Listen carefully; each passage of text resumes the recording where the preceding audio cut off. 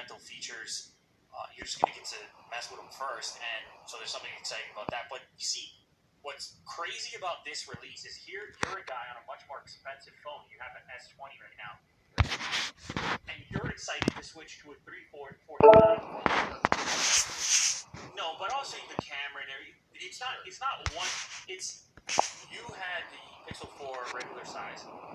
No, I. Oh, the 3. You had a 3, and then you never used any.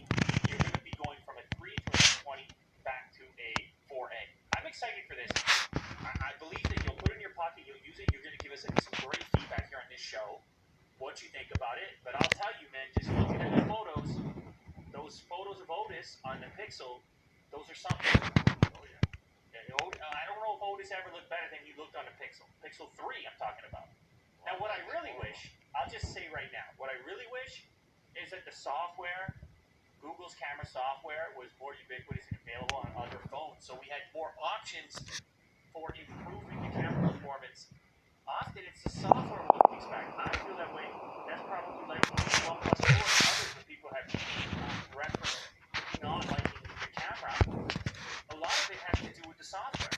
Because it's been incredible what Google's been able to do with this variety of hardware that keeps popping up in these different devices and still getting these results because of how sophisticated the software is. Now, again, it's to everybody's taste. People are screaming right now.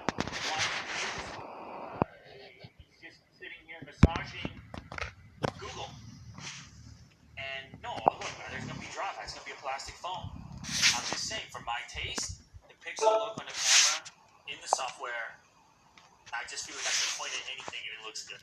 Really. Whether it's accurate or realistic, I could point at anything. And Apple has removed a large number of applications from the China App Store, and this is very controversial. You may look at that and say, hey, that's no big deal. You may look at that and say, doesn't that happen all the time? The reason it's controversial is because people, the sentiment around China right now in the U.S. it's actually never been lower. It's at a low point right now. Actually, we're going to talk about it in an upcoming story as well. This is sentiment that's actually studied, where they're able to determine through analysis how the public's feeling about a particular foreign relationship. In the U.S., it's at a low point right now. So when you see one of the flagship U.S. brands like Apple interact with China in this type of way, people start to say, hey, why are you making your decisions based on the requirements, restrictions, or now, to just play the other side of it, there are regulatory bodies in any single place you want to do business, any country, and sometimes you have to modify your behavior in those places. Now, if those places align politically with the United States, it's less of a big deal. But you start to make these compromises in places that don't politically align, and then people start to ask questions. So 30,000 apps, most of them games,